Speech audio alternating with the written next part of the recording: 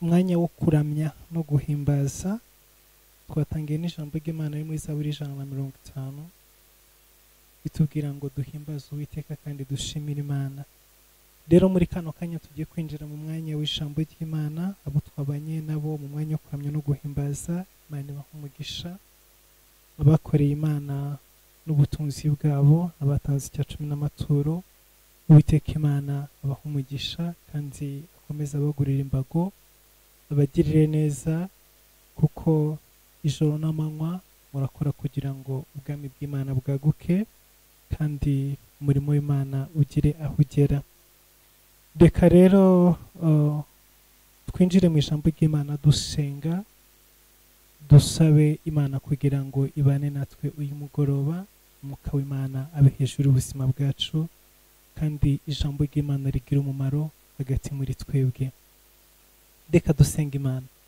Data mu izina rya Yesu Kristo, turasengeye ubwoko bwawe budukurikiye kuri AIM 12 TV, bari kuri YouTube, bari kuri Free Conference, bari ku mbuga z'abakunzi Imana, abo turi kumwe hano bari mu buhanga bw'ibyuma, ndetse n'abandi bose bazakurikirana ubutumwa bwiza aho buzagera hirya no hino ku isi mu migabane yose itandukanye. Turakwingize kugira ngo ijambo ryawe rigire imbaraga, ijambo ryawe rigire ubushobozi, ijambo ryawe Mwami rimanuke ribasha guhindura ubuzima bwa buri wese, kandi Mwami umanuke kwerekeje ijambo ryawe, kuko igitabo cyarimo igice cya mbere ijambo ryarambwira neza ngo urinde ijambo ryawe kugira ngo urisohoze. Uyu mugoroba ijambo twoherereje abakunda Imana, uririndishe ukuboko kwawe, urisoreshe ibimenyetso n'ibitangaza, umugisha intama zawe, umugisha ubwoko bwawe bugukurikira ku manywa na nijoro, utugire neza twese Mwami. Urakoze rero, reka ibimenyetso n'ibitangaza bikurikira ijambo, ari abarimo kutwumva, ari twebwe Mwami turi hano, reka twese imbaraga zawe n'amavuta yawe n'umwuka wawe bibe hejuru y'ubuzima bwacu mu izina rya Yesu Kristo Nazareti, amen. Reka dutangire dusoma ijambo ry'Imana mu gitabo cy'Abami ba mbere, ni ibice 17, turasoma duhereye ku murongo w'8. Abami ba mbere ibice 17 duhere ku murongo w'8 haravuga ngo bukeye ijambo ry'Uwiteka rimugeraho riti, haguruka ujye i Sarufati Abasidoni abe ariho uba, hariyo umugore w'umupfakazi niwe ntegetse kugutunga. Nuko arahaguruka ajya i Sarufati, ageze ku irembo ry'umudugudu ahasanga umugore w'umupfakazi utoragura udukwi. Eliya aramuhamagara aramubwira ati, ndakwinginze nzanira utuzi two kunywa mu gacuma. Nuko ajya kuzana. Akigenda aramuhamagara ati, ndakwinginze unzanire n'agatsima mu ntoki. Nawe aramubwira ati, nkurahiye Uwiteka Imana yawe ihoraho, nta gatsima mfite keretse urushyi rw'agafu nshigaje mu giseke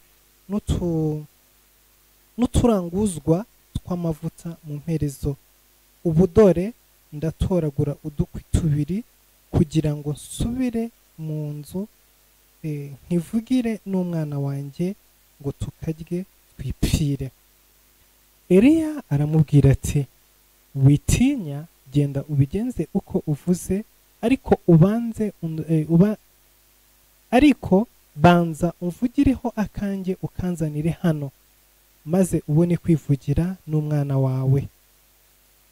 Kuko Uwiteka Imana ya Isirayeli ivuze itya ngo, icyo giseke ntabwo kizaburamo ifu n'amavuta, ntabwo azabura muri iyo mperezo, kugeza ku munsi Uwiteka azavubira isi imvura. Nuko aragenda bigenza nk'uko Eliya yamubwiye, kandi uwo mugore na Eliya n'abo mu rugo rwe bamara iminsi babirya. Icyo giseke nticyaburamo ifu n'amavuta ntiyabura muri iyo mperezo, nk'uko Uwiteka yavugiye mu kanwa ka Eliya. Imana yacu ihabwe icyubahiro. Haleluya. Uyu mugoroba tufite umutwe w'ijambo uvuga ngo amavuta akubeshaho mu bihe bikomeye. Haleluya. Iri jambo amavuta akubesha mu bihe bikomeye. Turashaka kuvuga imbaraga z'amavuta ziguha ubuzima, ziguha kubaho no mu bihe bigoye no mu bihe bikomeye. Haleluya. Iyi si ijya igira ibihe bigoye, ijya igira ibihe bikomeye, ijya igira ibihe biruhije, aho imbaraga z'umwana w'umuntu zirangira, aho ibihe bimenyerewe cyangwa se ibihe bisanzwe biba bitagifite imbaraga zo kukubeshaho. Bibiri tubwiye umudamu, uyu mudamu yari umupfakazi. Mu buzima bwiwe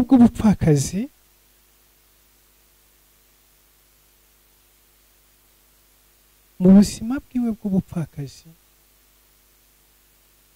habayeho igihe yibeshaho, abaho uko yarashoboye, yirwanaho, arera umwana yari afite, ariko si we gusa, kuko mu rugo rwe cyangwa se mu nzu ye hari n'abandi.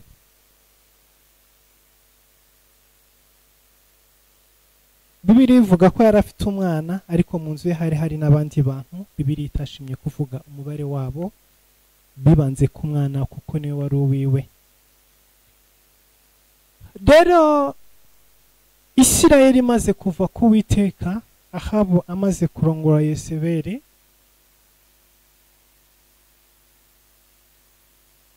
Imana irakarira Isirayeli, iyikuraho amaboko, imvura irahagarara. Bamara igihe cy'imyaka 3 n'amezi 6 nta mvura igwa. Byateye inzara ikomeye cyane mu gihugu, ku buryo abantu batari bagifite ibyo kurya ibyo ari byo byose. Ni iki cyabaye rero icyo gihe? Abantu bose birwanyeho, kuko imbaraga z'abantu ntago zingana. Burya no mu bihe byiza, usibye no mu bihe bibi, no mu bihe byiza ntabwo abantu babaho kimwe. No mu gihe muvuga ngo ibintu ni byiza, ibihe ni byiza, hari utuzi, hari amafaranga, hari ibyo kurya bigura amafaranga make, amazi arakodeshwa amafaranga make, essence yagabanutse, ibintu biroroshye, abantu bamwe bavana hamwe bakajya ahandi. Nubwo aba ari muri ibyo bihe bisanzwe, ibintu bihindutse ku isoko, ariko burya ntabwo abantu babaho kimwe. Muri iyi si igihe cyose abantu babaho mu buzima butandukanye, mu buzima burutanye. N'igihe ibintu bimeze neza, hari aba bameze neza kurusha abandi. Rero niyo ibihe bihindutse bikaba bibi, bikaba bimeze nabi, ntabwo abantu bose bapfira rimwe, ntabwo abantu bose bapfa mu buryo bumwe, ntabwo abantu bose basonza mu buryo bumwe. Ushobora gusanga hariho uwabuze amata ashyira mu cyayi, ariko icyayi akaba gifite, n'isukari akaba yifite, icyo yabuze akaba ari amata.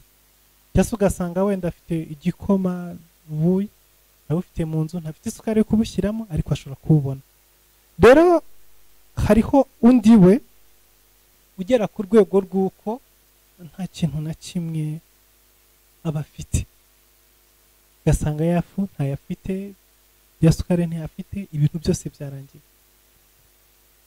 Mu gihe cya corona, igihe twe turi muri lockdown, abakunda Imana muri buka ko twe twashyizeho uburyo bwo gufasha abantu badafite ibyo kurya, bari hagati muri twebwe. Rero hariho nk'uwahamagaraga muri timu twari twashyizeho ko hari ababishinzwe. Imana ibaha umugisha, barakoze cyane. Muri icyo gihe kuko bampaga raporo umunsi ku wundi, bambwira uko ibintu bihagaze, ku bijyanye n'abo bafashije, ku bijyanye n'ubushobozi basigaranye, kugira ngo dukomeze kurebera hamwe, hataza kugira uza gutaka ntabone ubutabazi. Rero hariho bamwe babahamagaraga bakabwira bati twebwe ntago dufite ibyo kurya, mudufashe. Ariko ugasanga wenda bafite gaze, bafite amakara mu nzu, ibyo kurya nibyo babuze gusa. Akaba undi uvuga ati jyewe mfite umuceri mu nzu wonyine gusa ariko simfite ikindi kintu nkurisha. Urumva biratandukanye. Hari udafite ikintu na kimwe cyo kurya ariko afite amakara, afite gaze mu nzu ariko icyo yabuze n'ibyo kurya. Udagamagara ati jyewe mfite umuceri wonyine gusa ariko simfite ikindi kintu cyo kurisha.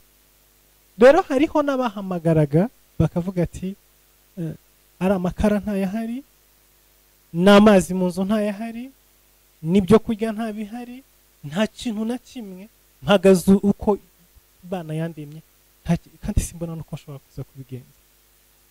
Rero iyo batangaga ubufasha urumva bagendaga batanga ubufasha bitewe n'ibibazo umuntu afite, kuko byasabaga yuko umuntu nahamagara arimo gusaba ubufasha agomba gusobanura n'ubufasha, agomba gusobanura situasiyo arimo kugira ngo bimenyekane uburyo ki bari buze kumufasha, ko bose ntabwo bafashaga mu buryo bumwe. Urumva nk'umuntu ufite umuceri gusa, afite umuceri n'amakara ariko adafite ibyo ari buze kurisha, atandukanye n'umuntu udafite ikintu na kimwe, ntabwo abantu babafasha mu buryo bungana. So rero muri iki gihe Isirayeli yahuraga n'ibibazo bikomeye cyane, iri mu bihe biruhije by'ubutayu, by'umwuma, bya durayi, nta mvura igwa. Abantu binjiye mu bibazo by'ubukene ariko bose ntabwo binjiye mu bibazo mu buryo bumwe. Uyu munsi wa none hariho intambara ya Ukraine na Russia, nagerageje kuyivugaho gato igitangira minsi ya mbere. Yatangiye ngira ngo guhera mu kwezi kwa kabiri bigeze mu kwezi kwa 11 iracyariho, yahinduye ibintu byinshi ku isi. Ubukene bwaratatse, ibiciro byarazamutse, ekonomi z'ibihugu byinshi zarahungabanye, ekonomi z'abantu ku giti cyabo zarahungabanye, kuko wasangaga nk'umuntu ufite umushahara wenda w'ibihumbi 500 ku kwezi by'amanyarwanda, azi ko ari bwishyure minerivare y'abana, agahaha, agakoresha essence y'imodoka yiwe cyangwa se yindi transport akoresha, akaba azi yuko ashobora no guhemba n'umukozi mu rugo, ibyo bikaza kumaza ukwezi nta cyuho kibaye. Ariko nyuma ibintu byose bimaze kuzamuka, habayeho guhungabana ku buryo usanga wa wundi wa 500 akeneye nk'ibihumbi, akeneye nka miliyoni kugira ngo ashobore gukomeza ubuzima yarariho, kandi idahari, kuko ibintu byagiye byikuba inshuro nyinshi. Amazu arazamuka ku bakodesha, bakoresha imodoka, amayisansi arazamuka, magazi arazamuka, ibintu byinshi birazamuka ku isoko, ibiciro bizamuka hejuru cyane, usanga ikintu cyaragiye kikuba 2 3, kandi income cyangwa se revenue iracyari ya yindi. Samutemo hari nabo zagiye zihinduka ubwo zikagabanuka, hari n'abahindutse abashomeri, kuko ibigo bimwe na bimwe byagiye bibona ko bitagisha ubushobozi bwo guhemba abantu, bagahitamo kubirukana, cyangwa se abandi bakabagabanyiriza imishahara, cyangwa se abandi bavuye ku tuzi bakoraga bahembwa menshi bajya ku tuzi bahembwa makeya, abandi bo bahinduka abashomeri completely. So rero ibyo ngibyo byatumye ubuzima buhungabana, imibereho y'abantu irahinduka, ntago abantu bakiba nk'uko bari bameze mbere iriya ntambara ya Ukraine. Ndetse na benshi yo muvuganya akubwira ati iyi ntambara ya Ukraine yabaye mbi cyane kurenza covid, ko muri covid nubwo twari dufungiranye tudafite uburenganzira butandukanye, ariko nicyo gihe twashoboye kubaho. Bamwe ati nicyo gihe twashoboye kugira amasitoke mu nzu, nicyo gihe twashoboye kugira kurya neza, bandi nicyo gihe babyibushye. So ariko iyi ntambara ya Ukraine yo yarahungabanije ibintu ku rwego udashobora kuba wasobanura, rurinze n'urwo ushobora kuba wavuga. Ibyo ni ibihe turimo tunyuramo. So rero ibi bihe byabayeho muri Isirayeli biraza bihungabanya imibereho y'abantu. Uyu mudamu umupfakazi bimugeza ku rwego aho yarageze yuko asigaje ibintu agiye kurya mu nzu, yarangiza akipfira n'umwana wiwe. Burya hariho ikintu kimwe, iyo ufite ibibazo ariko ari we wenyine gusa, abandi bafite, abandi bamerewe neza, babayeho neza, icyo gihe ushobora kugira uwo wirukiraho. Wowe wawe bishobora kuba byanze, ukaba wakohereza abana ku muturanyi, mugende hariya kwa runaka mubwire ko mukeneye kureba agafilimi hanyuma mutegereze, cyangwa se mubwire ko mushaka kureba amakuru mutegereze, amakuru narangira mukomeze mucunge, ntago bari buge ngo babasige ubundi muze kuza mwariye ko nta kintu kiri ahangaha mu nzu. Ukohereza abana ku muturanyi bakagenda bakicara bagatarama bagategereza igihe bari buze kubagaburira, bakabagaburira bakaza, warangiza bakemera ukajya mu gitanda ukajya mukavuga ati toke bw'abana bari ku muturanyi igihe berekana igamire gutyo. Ibyo ni igihe ufite ibibazo wenyine gusa, ariko abaturanyi cyangwa se abandi bo bimeze neza. Icyo gihe uranabyuka ukajya ku muntu runaka ukamubwira ndashobora kugukoropera mu nzu, ndashobora kwegereza ibyombo, ndashobora kukumesera, ukampa ikiro cy'umuceri nkajya kugaburira abana. Iyo ibihe ku bandi bimeze neza, ikibazo kikaba kiri iwawe gusa. Usanga hari uburyo cy'umuntu agenda yirwanaho, nubwo abantu bataba ari inshuti, ariko ureba icyo mugenzi wawe akeneye, cyo ushobora gukoresha amaboko yawe ukagikora ukamufasha. Ariko noneho iyo ibibazo byaziye rimwe, ni hahandi usanga abantu bose bari mu bibazo nk'ibyo urimo, ku buryo ki na wa wundi wakeneraga umuntu uri buze kumesera imyenda, nibura akamuha n'amafaranga 500 ntago akimukeneye. We aremera, buri wese yiga kwikorera imirimo yiwe. Hari igihe kigera ugasanga rimwe na rimwe n'abakozi bo mu rugo urabasezereye, urabwe mutahe, kubera ko ubona bakeneye kurya, bakeneye kunywa, kandi kubishobora birimo birakugora, ntabwo bigishoboka nk'uko wabibonaga. Biba ngombwa ko rimwe na rimwe ubirukana, ahubwo ugatangira kwiga kwikorera ubuzi butandukanye.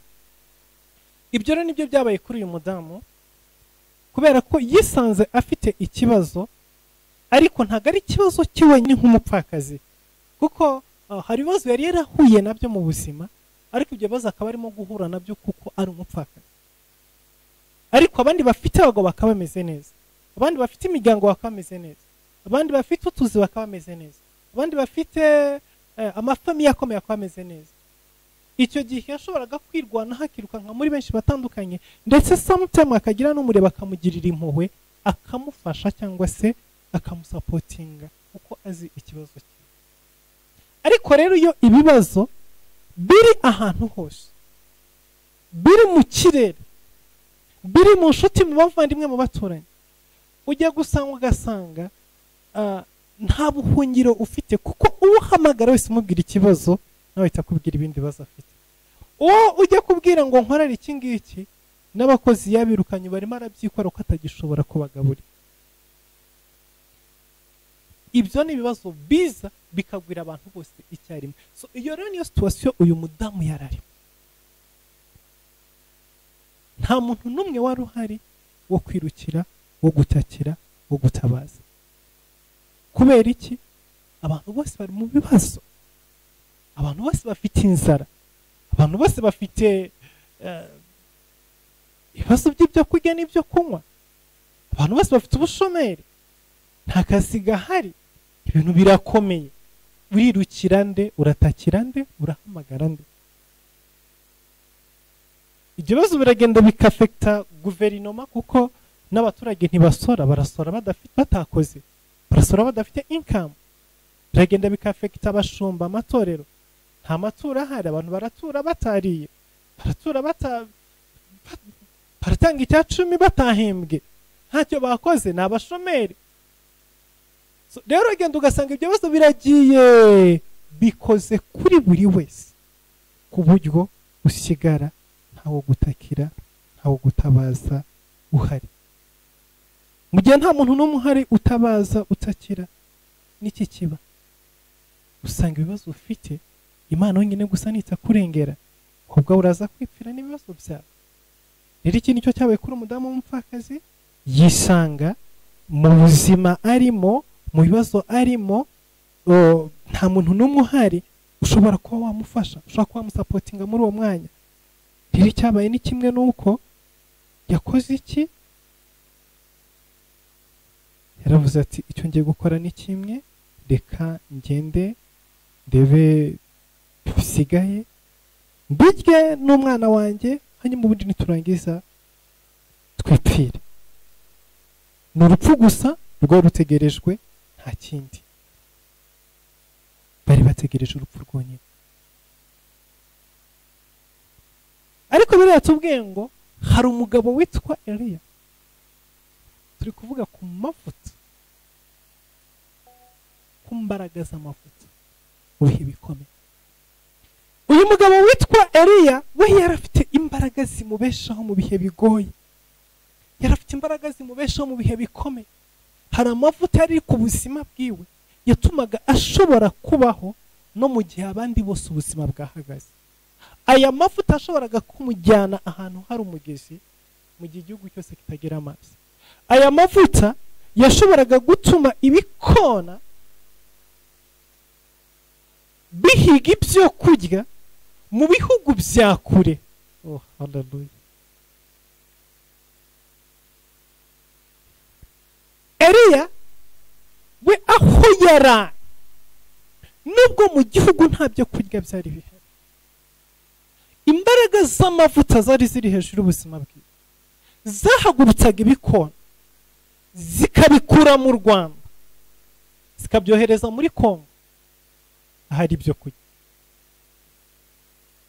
Ibikona bigakura ibyo kurya muri Kongo bikabizana mu Rwanda aho Eliya ari bikamugaburira.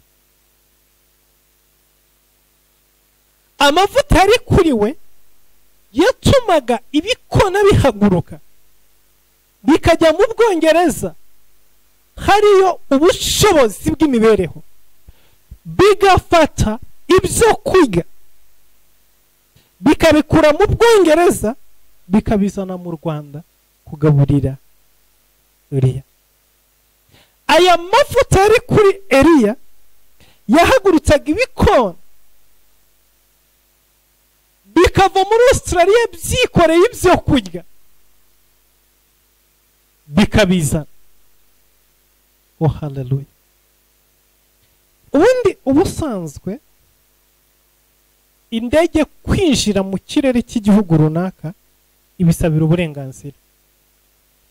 Imodoka kwinjira ku butaka bw'ikindi gihugu ivuye mu kindi gihugu ibisabira uburenganzira. Ariko nta immigration n'imwe y'inyoni ndabona, nta immigration n'imwe y'igikona ndabona, nta gasotamo, nta boda y'igikona icyo ari cyo cyose. Twari tumaze iminsi turi mu masengesho yo gufata imigisha, yo gufungura imigisha iri ku yindi migabane iri mu bindi bihugu. Ijambo ry'Imana ryaratubwiye ngo nzahagurutsa igisiga cy'amerwe ngikure kure cyane, ngo niwe mugabo ufite imigambi yanjye. Oh, hallelujah. Iyo Imana igiye gukora no gutabara, ntabwo ihagarikwa n'imipaka, ntabwo ihagarikwa n'amategeko na system. Eliya yari ari mu gihugu bamuhiga, kuko umwami yari arimo amuhiga kugira ngo amugirire nabi, kugira ngo amwice, kuko avugaga ngo Eliya niwe wateje ibibazo byose. Rero bivuze ngo abantu kuva mu gihugu kimwe bajya mu kindi bakenera visa. Imodoka niko bigenda, ibindi bikoresho byose niko bigenda. Ariko inyoni ntago zikenera visa ngo zive mu gihugu kimwe zijye mu kindi. Imana iravuga ngo ninohereza abantu. Igihe Yesu yavukaga, Imana yagurukisha abanyabwenge baturutse iburasirazuba, baza bikoreye ifeza n'izahabu. Aba banyabwenge kuko bagombaga kwideklara, murabizi iyo ugeze ku mupaka hariho form ya manifestation wuzuza, ukavuga aho ugiye, ukavuga aho uzashyikira, ukavuga n'icyo ugiye gukora. Ibihugu byose birabigira, haba kuri airport, haba ku mupaka. Urasobanura ugiye he, ugiye gukora iki. Rero aba banyabwenge kuko baraba bishiye i Yerusalemu, baje muri Isirayeli kureba aho Yesu yavukiye, byabasabaga guca muri immigration. Rero binjiye muri immigration bagombaga gusobanura baje gukora iki, niki kibazanye, baje kureba nde, barashyikira he, bagombaga kuzuza iyo form. So rero mu kuzuza kwabo basobanura, batanga ubusobanuro. Twabonye inyenyeri turi burasirazuba itumenyesha ko umwami yavutse, ati none natwe tuje kumuramya kandi tuzanye n'ibihumura neza. Bakimara gukora ibyo ngibyo, abakozi ba immigration babona iyo report, babashyikirije inzego zishinzwe umutekano, inzego za maneko. Ako kanya umwanya nko guhumbya ushinzwe kuri potinga kwa Herode abaramaze kuri potinga, hari abantu, hari abagabo baje baturutse mu gihugu iki n'iki, bafite ubutunzi ubu n'ubu, bavuze yuko baje kuramya umwami, bavuze ukunuku. Herode ati mubanzanira. Nguko uko abanyabwenge bayobejwe inzira bagombaga gukurikira, kuko bavuye burasirazuba bari bafite inyenyeri yari bari imbere, ariko bagombaga guca muri immigration kugira ngo bagere mu gihugu bafite uburenganzira. Bagombaga gusaba visa, nuvuga ngo muri passport zabo cyangwa se mu zandiko zabo z'inzira agombaga kujya mu visa. Iyo visa rero bagombaga kuba kugira ngo bayihabwe, bagombaga gusobanura bagiye hehe. Ibyo rero byatumye bakurwa mu nzira bari barimo, inzego za maneko zibanza kubatwara ibwami kugira ngo bajye gusobanura buri kimwe cyose. Umwami amaze kumva ayo makuru, mvise ari amakuru ari interested cyane, arabahamagaza, baraza n'inzego z'iperereza, baricazwa, bahatwa ibibazo, barasobanura, twabonye gutya. Umwami abyumvise ahamagaza abandi banyabwenge, mu ndebera ibi nibi, tureka abangatari bamaneye ko baje guhimba ibinyoma. Abanyabwenge baraza bavuga ati ntago ari ibinyoma, nibyo kuko byanditswe ko bizagenda gutya na gutya. Okay. Arangije rongera ahamagaza abanyabwenge ati none rero sasa nanjye ndashaka kuramya uwo mwami, nanjye ndashaka kumuramya, none mugende, nimugera aho ari muze mumenyeshe. Nuko bigenda, nuko misiyo y'aba banyabwenge yivanzwemo na guverinoma, kuko bagombaga kuvuga impamvu ibazana. Ibyo rero Imana yari bizi neza yuko nihagurutse abantu bazana ibyo kujya aho Eliya ari, baraza guhura na immigration iraza kubashyikiriza inzego z'ubutasi. Inzego z'ubutasi zigomba kurikana zikamenya aho Eliya ari. Imana iragishyira byitegereza. Bibera mu gitabo cy'imigani avuga ngo Imana ijya yica imigambi y'incakura. Hallelujah. Ndimo kuvuga amavuta kubeshaho mu bihe bikomeye. Imana irabyitegereza, iravuga ngo hari abantu batari buze gukenera immigration, hari uburyo ushobora gukoresha budakeneye immigration. Ubwo buryo nta bundi, fite ibisiga, fite ibikora. Hallelujah. Imana igiye gutabara ubuzima bwawe, ntuhanga amaso abantu nibyo hari igihe bakora, ariko nubwo badahari, kugira ngo Imana ikure Abisirayeli mu gihugu cy'Egiputa, yari ifite inda yazohereje ku kazi, zakoze operation kugeza igihe Farawo amanika amaboko. Imana itegura ibikeri, irabyohereza, bikora operation nziza cyane mu gihugu. Farawo aracanganyikiye. Imana ihagurutse inzige ziraza zikora operation mu gihugu ku buryo bukomeye cyane. So rero no mu gihe amaboko y'abantu adahari, iyo hari amavuta ari hejuru ubuzima bwawe, hari ikintu Imana igikora. Iyo hari amavuta ari hejuru ubuzima bwawe, niyo mpamvu ubundi abantu bizera Imana, abantu bazi yuko Imana iri kumwe nawe. Imana ikubwiye ngo bizabikora, ntabwo wibaza ngo ese uzabikora gute. Oya, ntabwo wibaza ngo ese ibi ngibi bizaca mu yihe nzira. Ntabwo utangira kujya muri detail, ese ko kazi ko bangabanije, ese ko kampani yanjye itangiye guhomba, ese ko mushinga urimo kurangiza manda yawo, ese ko ingi imeze gutya. Niba Imana yaguhaye ijambo, wowe yicarire tu, kuko nibisigara bifite bidakeneye migarasi. Aya mavuta rero yari hejuru ubuzima bwa Eliya. Siga biramugaburira, bikagenda mu bihugu bitandukanye, bigahaye ibyo kurya bikamuzanira. Mu gihe abandi barimo bapfa n'inzara, we nta kibazo na kimwe arafite, ko amavuta yari ku buzima bwiwe, yari afite imbaraga zo kumubeshaho mu bihe byose. Rero ijambo ry'Imana atubwira ngo Imana n'umugabo w'abapfakazi ni se w'imfubyi. Ubwo Eliya yari afite amavuta yo kumubeshaho mu bihe bikomeye, hari undi utari ufite amavuta yo kumubeshaho mu bihe bikomeye, yarimo yicwa n'inzara, ibyo kurya byari bimushiranye, ari mu gihugu abantu bose bafite ibibazo, nta muntu umwe ashobora gutakira, arangije afata icyemezo, ariko yibuka ikintu kimwe, yibuka ijambo rivuga ngo Imana niyo se w'imfubyi kandi n'umugabo w'abapfakazi. Arangije ajya imbere Imana avuga ngo Mana, ni wowe se w'imfubyi, abana bari muri iyi nzu ni imfubyi, niwe papa wabo, niwe mugabo w'abapfakazi, nta mugabo ngira, niwe mugabo wawe. Imbaraga zanjye zirarangiye, ubushobozi bwanjye burarangiye, aho ngeza nahangana. Rero ibyo kurya bisigaye muri iyi nzu ni akagafu n'utu tuvuta, nta n'amakara mfite mu nzu,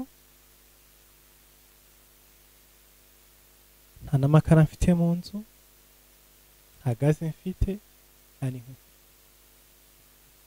Ubu nyine ngiye gusohoka, ngiye gutoragura inkwi hanze, hanyuma nze nteke n'umwana wanjye, niturangiza twifungirane muri iyi nzu. Wowe Mana wavuze ngo uri umugabo wanjye, sinzi ukuri buze kubigenza. Ubwo nyine ngiye gupfira mu biganza byawe, akundi guhitamo guhari. Maze gukora iryo sengesho, arangije arasohoka, ajya ku muhanda, ajya gutoragura inkwi.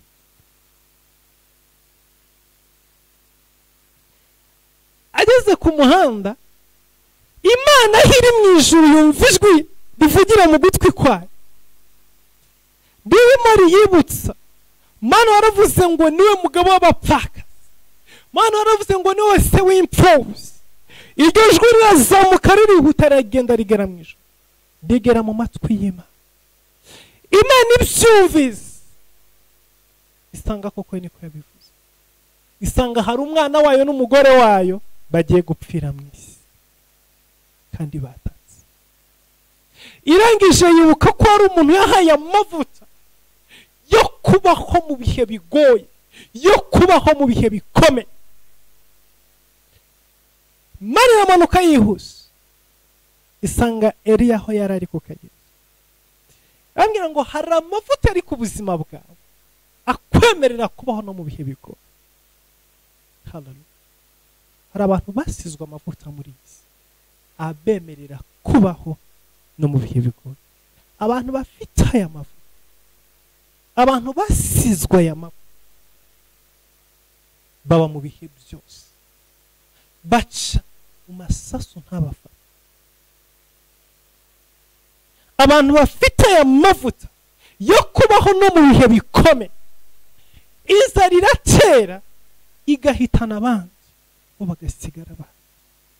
Nubwo bashomera, nubwo abantu babavaho, nubwo isi yahinduka, bafite imbaraga z'umwimerere zikreatinga ubuzima aho bageze hose, zikreatinga imibereho aho bageze hose.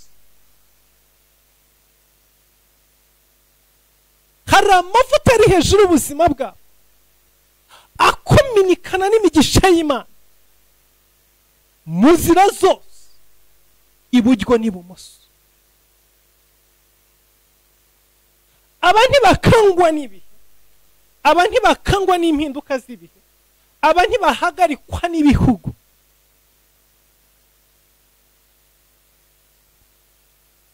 Aba bantu bafite amavuta ameze gutya, yabaho mu Rwanda, yabaho i Burundi, yabaho Nairobi, yabaho Dubai, yabaho muri Israel, yabaho muri Amerika, yabaho muri Canada, yabaho muri Australia, ahageze hose aya mavuta are mu buzima n'imibereho ku buzima bwe.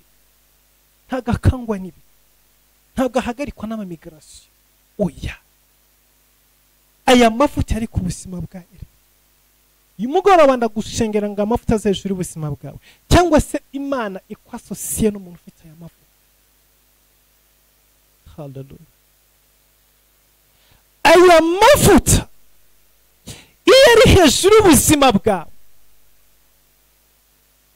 aguha kubaho, agaha n'abo muri kumwe kubaho, abeshaho abakugana bose, abeshaho abari kumwe nawe, abeshaho buri muntu wese Imana yohereza mu buzima bwawe. Ni amavuta ahindura imibereho y'ubuzima bwa buri wese uje mu gicucu cy'ayo mavuta. Ayo mavuta ari hejuru y'ubuzima bwawe, amanuka hejuru y'ubuzima bwawe, amanuka hejuru y'ubuzima bwawe, kugira ngo uhindure imibereho y'umuryango wawe, uhindure imibereho y'umugabo wawe, y'umugore wawe, y'abana bawe, y'abavandimwe bawe, y'abaturanyi bawe. Aya mavuta amanuke mu izina rya Yesu Kristo Nazareti, aze hejuru y'ubuzima bwawe. Imana yitegereje arabibona, hari umuntu ufite ayo mavuta, hari umuntu ufite izo mbaraga, hari umuntu ufite ubwo bushobozi, hari umuntu ufite ubwo bubasha, kandi ibona hari undi urimo gupfa, wamaze guta. Oh, hallelujah. Irururuka isanga Eliya.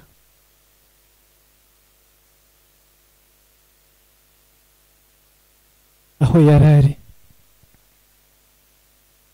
yimerewe neza, arya anywa, nta kibazo na kimwe afite. Imana iramubwira mu rurimi rwumvikana. Buriya rero ururimi rw'Imana n'ururimi rwacu ibintu bibiri bitandukanye. Iyo aba ari jyewe umusanze, nari kugenda nkamubwira ngo rero uyu munsi hari umudamu afite ibibazo bimeze gutya na gutya na gutya, kandi ifitanye n'amasezerano ameze uku n'uku, none ndakwinginze genda ujyeyo ukoresha izi mbaraga naguhaye n'amavuta ari hejuru y'ubuzima bwawe umubesheho. Yaba ari ugiye kuvugana nawe, niko byari kugenda.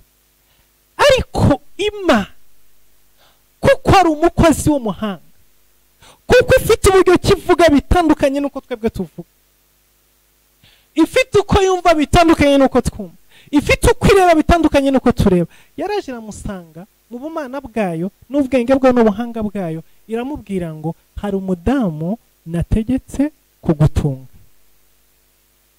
Ubu ibikona byahoraga bikuzanira ibyo kurya mbaye mbihaye konji, none hari umudamu nategetse kugutunga, genda akugaburira, aba ari ukubeshaho. Ibyo byari byoroheye Imana kudiringa na Eliya guhaguruka ndetse akagenda byihuta kuri yamufata. Ikimana yakoze muri ako kanya ni kimwe, yakamije akagezi, hanyuma ihagarika ibikona. Eliya arategereza, abona nta bikona bije, abona amazi yakamye. Imana bigende gute? Imana ati watinze, irukanka, hari umuntu ugomba kukugaburira. Ubundi mu bwenge bwacu nk'Imana ije ikakubwira ngo hari umuntu ntegetse kugutunga no kukubeshaho, ikintu cya mbere utoye imagina muri wowe nuko afite nka stoke y'imifuka nka 25 y'umuceri, stoke nk'imifuka nka 25 ya kawunga mu nzu ye, afite nk'amadolari ku makonte, afite amayero, afite amapaundi, afite ubushobozi bwinshi cyane buhambaye, afite amamodoka. Niko uhita ubitekereza, kandi wumva ko umuntu Imana ari nzi itegura kugutunga no kukubesha, afite buri kimwe cyose pe. Rero ikintu gitangaje ni iki ngiki, Eliya ageze ku irembo, Imana yambwira ngo wa muntu nakubwira guri ku kagezi ni umudamu. Eliya aramwegera, amwegereye yumvaga ko ari nka mushuniye mu kazi, afite ubutunzi bwinshi butabari, bivuga ko ari umudamu ufite amafaranga atagira uko angana. Aramwegera ati madamu wampaye amazi yo kunywa. Ibyo byari byoroshye, amazi yari afite mu nzu yari atarashira. Mudamu arirukanka agiye kuyazana, akigenda yari ati unzaniye n'umutima wo kurya. Umudamu arahindukira araseka ati uvuze ngo nzaniye n'umutima wo kurya? Biga rero nirukanka yo kukuzanira amazi, nari nabonye uri umukozi w'Imana, nari nzi ko werekwa, nari nzi ko Imana ikuganiriza. None burya nawe uri kimwe natwe twese. Ndatoya ntabwo ndi kimwe namwe mwese, umukozi w'Imana, kandi umwuka Imana hejuru ubuzima bwanjye, ndetse n'ikimenyimenyi nuko Imana yaranyohereje ngo nze ahangaha urangaburira. Mudamu araturika araseka. Mbega abahanuzi b'abateka mitwe b'iki gihe badutse. Imana yakubwiye ngo ndakugaburira jye, ariko none umwana avangiwe. Umva, iyi nzara izabahemuza pe, kandi ubwo niko tuba tuvuga. Iyi nzara izabahemuza. Mbega kuvangirwa gusigaye kuriho muri kino gihe we. Ubu turimo tuvugana hari abanyumva, ushobora kuba mwarahuye n'abakozi b'Imana muri iyi minsi, mukumva neza bavangiye ko baravuga ibintu bitandukanye neza burundu. Uyu mudamu arahinduka avuga ati mbega kuvangirwa mukozi w'Imana. Byagenze bite ngo amavuta kuveho kuri uru rwego kugeza usigaye ukoreshwa n'inzara? Ubu urashonje, inzara irakwishe, noneho kugira ngo ibyo kurya uravuze ngo Imana yagutumye ngo nze nkubesheho.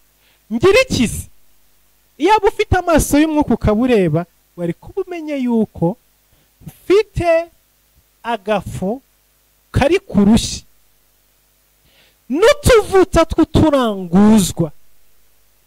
Nari ndimo ntoragura udukwi hano, ngende ndusonge ntujye n'umwana wanjye, niturangiza dutegereze gupfa. Yaba ari umukozi w'Imana, ibyo wari kuba wabyeretswe kandi wabibonye. None urimo urambwira ngo nkugaburire iki se ubwo aho ngaho? Yari yaramubwira ati erega ntabwo navangiwe, uko niko biri, ariko genda ubikore uko ubivuze, ariko ubanze unzanire mbanze njye. Haleluya. Bikore uko ubivuze, hanyuma unzanire mbanze njye. Ubundi bisigaye wowe uraza kubimenya nyuma uko uri buze kugenda. Ariko please banza ugende uteke ako gafu nyine gacyo usigaje, ariko banza untekere ubwanjye. Mbega umugabo utagira impuhwe. Umugore n'umupfakazi ariko yavuze ati banza ugaburire n'umwana, avuze banza ugende unzane. Excuse me, banza ugende unzane. Sinzi ukuntu uyu mudamu yagize ihishurirwa mu buryo bwihuse, ahita aba connecte n'amavuta ari hejuru y'ubuzima bwawe. Ariruka nkaragenda, ahita afata akagafu, arasonga, afata twatuvuta, akora agasosi vuba byihuse, arangije azanira iriya ararya. Yamaze kurya aravuye no mu rugendo rurerure. Haleluya. Amaze kurya yuzura umwuka we. Inshuro nyinshi ntabwo duhanura kubera ko tuba dushonje. Ari igihe muba mushaka ko abakozi b'Imana bahanura kandi bashonje. Rega burya abakozi b'Imana bajya basonza. Iriya yarashonje, yakoze urugendo rurerure kuva kugeza aho ari kugera i Sarufati, rwa urugendo runini cyane, kandi yaramaze umwanya munini cyane bikona bitamuzanira ibyo kurya. Rero kugira ngo abone umwanya, abone imbaraga zo kuzura umwuka wera no kuvuga icyo Imana ivuze, niyo mpamvu yamubwiye atumva mukabanza mukajya mutarangaburira murita mukamara nimukamara sindi buhanura. So nkeneye imbaraga zo guhanura kandi izo mbaraga ntegerezwa kubanza kurya. So rero formule yoroshye, mwebwe nimubirya birahita bishira nimurangiza mupfe, ariko nimubimpe mbanze ndye hanyuma jyewe nindya ndaza guhaga, nimpaga ndagaruka n'imbaraga. Noneho rero sose nimba ntashonje mfite imbaraga biraza gutuma numva Imana ivugana nanjye, biraza gutuma nuzura umwuka wera, ndaza kuvuga Imana ivuze hejuru ubuzima bwanjye. Umudamu abyumva vuba, aragenda arasonga azanira Eliya ararya, amaze kurya agira imbaraga z'umubiri, arangije yuzura umwuka wera. Hallelujah. Amavuta amanuka ku buzima bwe yuzura umwuka wera, ahanura aravuga ngo kugeza igihe Uwiteka azavubira imvura muri Isirayeli, iyi nzu ntabwo izaburamo ibyo kurya. Ayo ni amavuta akubeshaho mu bihe bikomeye, akubeshaho mu bihe bigoye. Ako kanya biravuga ngo igiseke cyuzura ifu, hanyuma imperezo yuzura amavuta. Biravuga ngo uwo mudamu arajya nabo mu nzu yiwe. Bibiliya yari yatubwiye ngo yari umugore n'umwana gusa, ariko mu nzu ye hari n'abandi, mu nzu ye hari benshi. Biravuga ngo bararya kugeza igihe Uwiteka avubiye imvura muri Isirayeli, nta n'umwe wigeze wicwa n'inzara muri urwo rugo.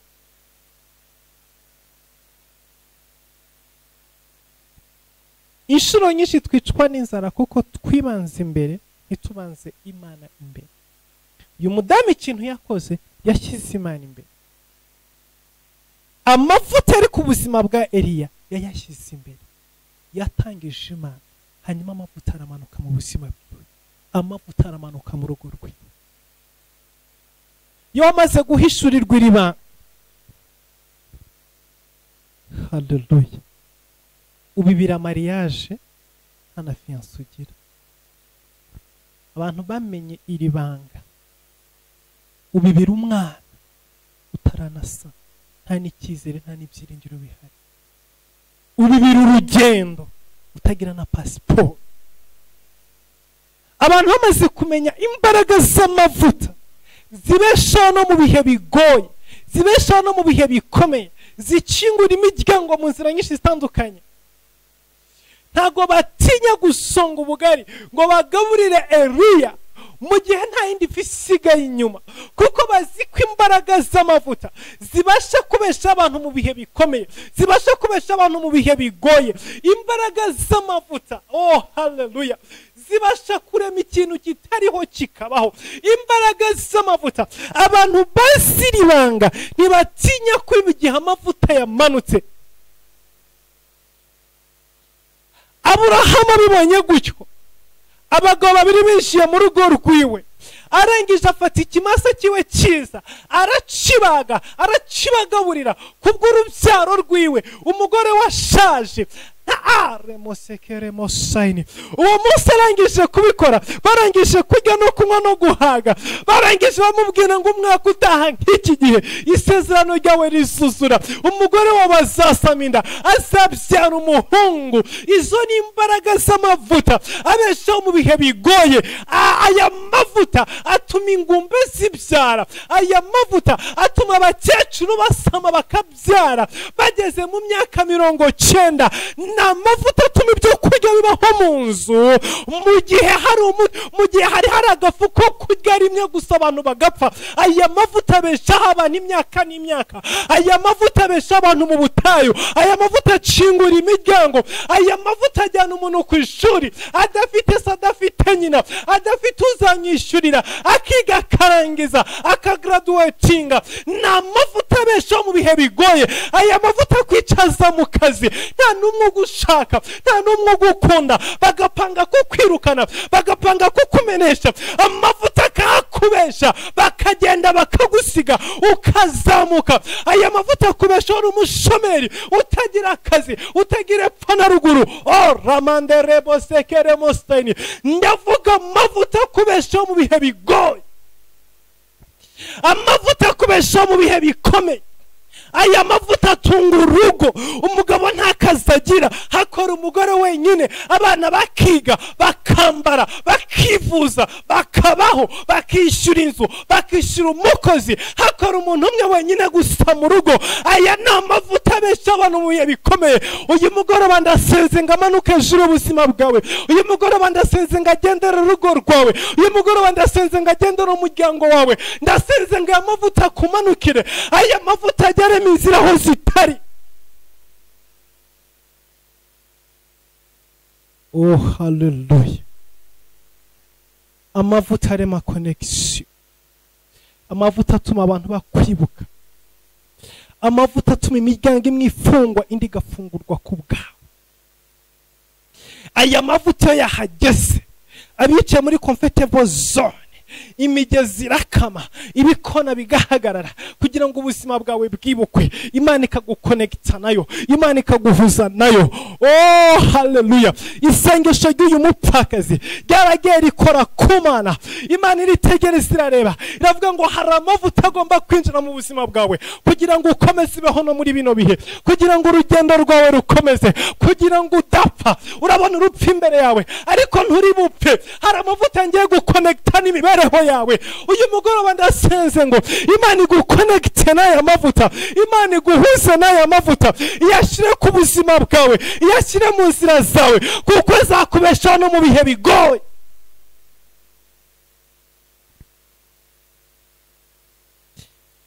Mandere bosokoro mosakarama, mandere yabasakarama shekere mosai, mando semene kere bose sekere mosaka. Turimo turagana ku musozo, ariko nyemeye iminota dusigara, uzamura ijwi ryawe usenge. Nyemereye iminota mike cyane itageze kuri 5 dusigara, uhamagara Imana uyu mugoroba. Isengesho ry'umudamu w'umupfakazi ryabaye connecte n'amavuta amubesha mu bihe bigoye, amubesha mu bihe bigoye. Ndizera ntashidikanya ko uyu mugoroba hari amavuta y'Imana aganya ubuzima bwawe. Hari amavuta agiye kugana aho uri kugira ngo ubone urubyaro. Hari amavuta agiye kuhakonekita n'ubuzima bwawe kugira ngo ubone imyambaro, kugira ngo ubone icyo uzambika uwo mwana wenda kuvuka, kugira ngo ubone icyo uzishyura minerivare abana bagomba kujya ku ishuri, kugira ngo ubone icyo uzishyura amatike urwo rugendo ruri imbere yawe. Hari amavuta aje ku buzima bwawe kugira ngo ubone icyo uzishyura iyo nzu urimo, kugira ngo ubone icyo uzubakisha icyo kibanza, kugira ngo ubone uko uzabeshaho umuryango. Aya ni amavuta akujeho mu ishuri kugira ngo ushobore kwiga, kugira ngo ushobore kurangiza, kugira ngo ushobore gutsinda. Aya ni amavuta aje mu buzima bwawe kugira ngo agukureho imbaraga z'abarozi, kugira ngo agukure muri karande, kugira ngo agutandukanye n'ibyaguhigaga. Aya ni amavuta aje mu buzima bwawe kugira ngo agukorere mariage, kugira ngo aguhe urugo, kugira ngo aguhe imibereho. Ni amavuta agucira inzira, ni amavuta akubeshaho, ni amavuta asimbuka imigarasiyo, ni amavuta ategeka ibikona kukugaburira, ni amavuta aguhuza n'amahanga, ni amavuta aguhagurutsa mu gihe waruguye,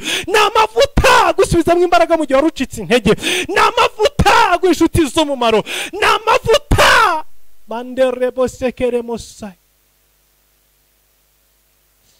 Ndasenze aya mavuta azahuri, ndasenze aya mavuta gusa, aya mavuta amanuke hejuru ubuzima bwawe, aya mavuta kuzure, aya mavuta kubeho, aya mavuta yinjira mu rugo rwawe, aya mavuta yinjira mu rubyaro rwawe, abana batsinde, abana babeho, aya mavuta kurinda impanuka, aya mavuta kurinda urupfu, aya mavuta guhekurama, aya mavuta g'ubushobozi n'imibereho, aya mavuta g'ubuzima bwiza.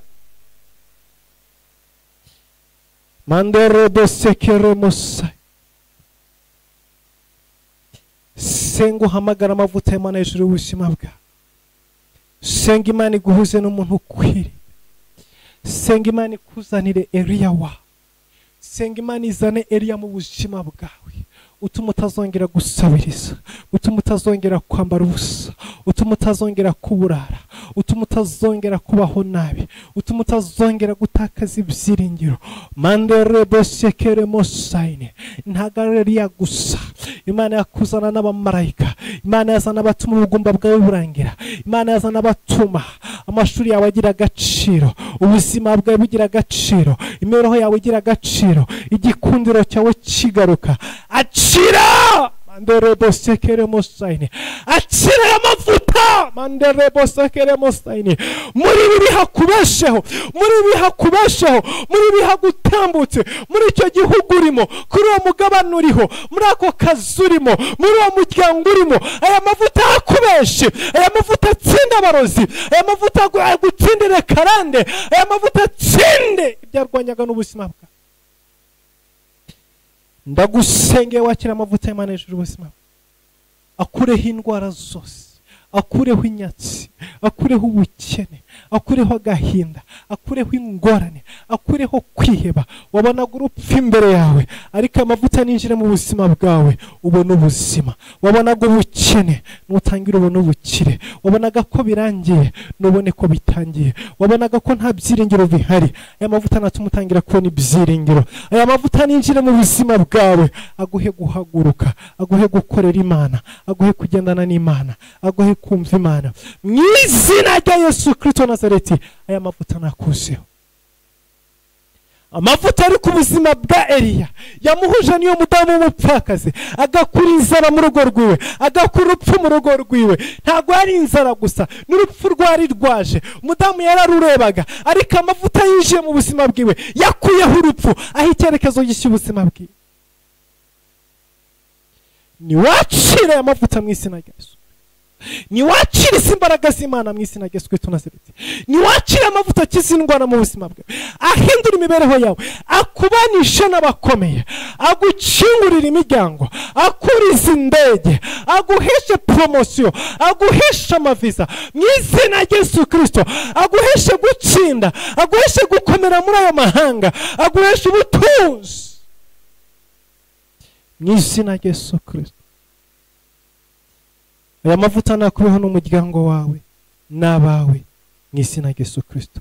Mana urakoze kubw'abantu bose twabanye muri uyu mwanya, urakoze Mwami kubw'abari kuri Free Conference, abari kuri YouTube, baza kurikana ijambo, abo twe turi kumwe muri uyu mwanya hano, abari mu ruhanga bw'ibyuma bose Mwami baha umugisha, bikimba basize n'urukundo rwawe bijyana buri wese. Aya mavuta Mwami akomere ku buzima bwa buri wese mu izina rya Yesu Kristo Nazareti.